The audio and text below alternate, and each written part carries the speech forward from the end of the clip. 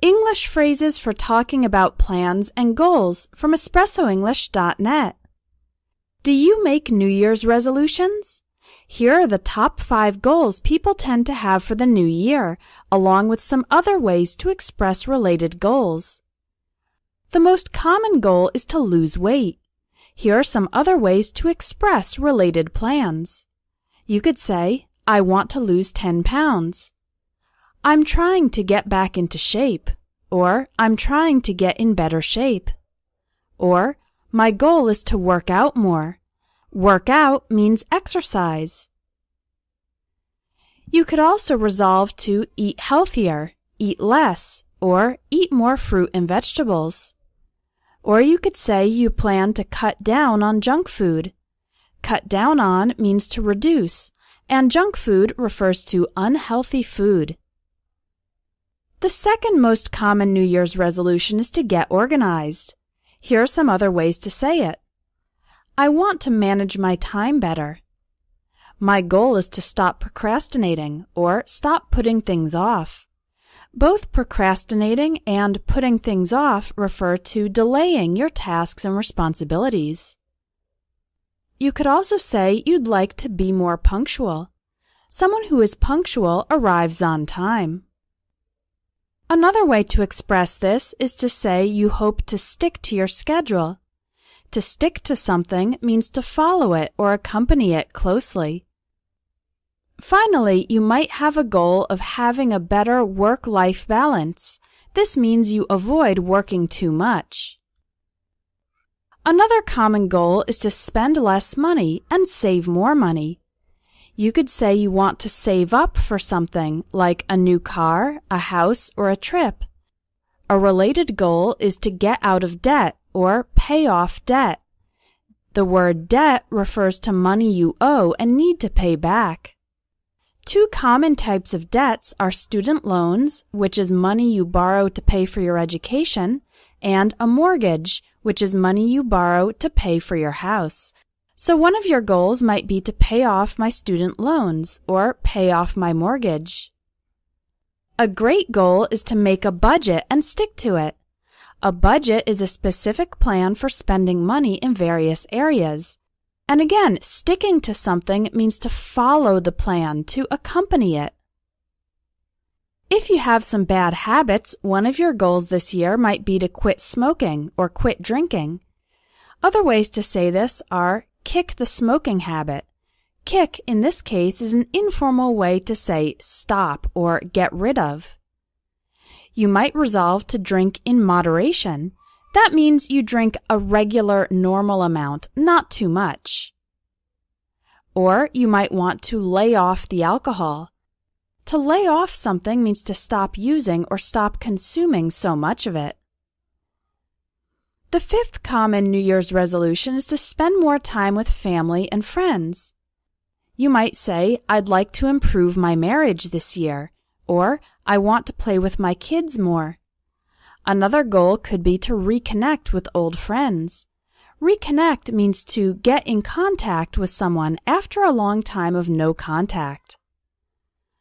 Some other ways to express this are, I'd like to show my family how much I love them. And I hope to be a better husband, a better wife, a better mother, or a better father. All of these phrases refer to goals of improving relationships. So now that you know the most common resolutions, how can we talk about making them? Here are some English phrases for stating your goals. Use I'm going to and I'm not going to state promises and intentions. You can add the word definitely for extra emphasis. For example, this year I'm definitely going to learn a new language. From now on, I'm not going to eat at McDonald's. Another way to express your intentions is to use the phrase I'm determined to or I'm determined not to. These phrases express your firm emotional commitment to your goals. For example, I'm determined to eat healthier in 2016. Or, I'm determined not to lose my temper with my kids. To lose your temper means to explode in anger.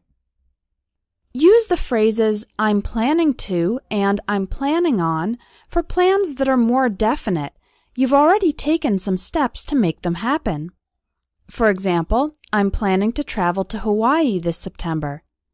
We're planning on buying a house within the next 12 months.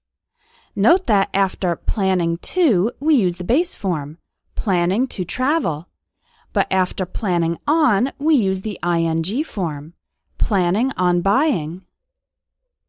Use the phrases I hope to and I'd like to for things you want, but there's a little less certainty that they will happen. For example, I hope to get into graduate school this year. I'd like to find a better paying job as soon as possible. And finally, use I might and I'm thinking about when you're not completely certain, you are only considering the idea. For example, I might get a dog, although I'm not sure if my apartment's big enough for a pet. I'm thinking about having another child this year. Note that after might, we use the base form, get, I might get a dog. And after thinking about, we use the ing form, I'm thinking about having another child. Here are some phrases you can use to express excitement when something will definitely happen in the future and you are excited about. I'm looking forward to plus the ing form. For example, I'm looking forward to starting guitar lessons. I'm really looking forward to visiting my cousins in June. I haven't seen them in 5 years. You could also say, I can't wait to plus the base form of a verb, or I can't wait for plus a noun. For example, I can't wait to see the new Star Wars movie. I can't wait for summer vacation.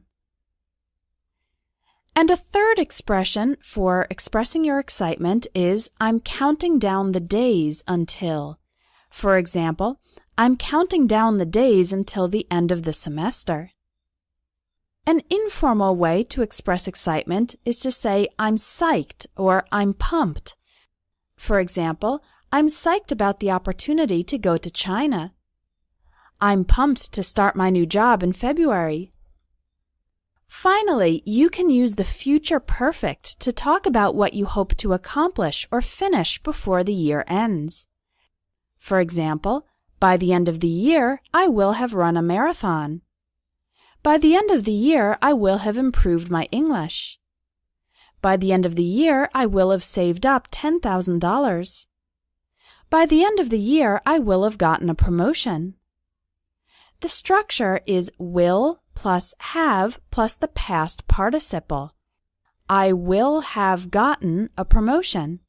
When speaking fast, will have sounds like will've. I will have gotten a promotion.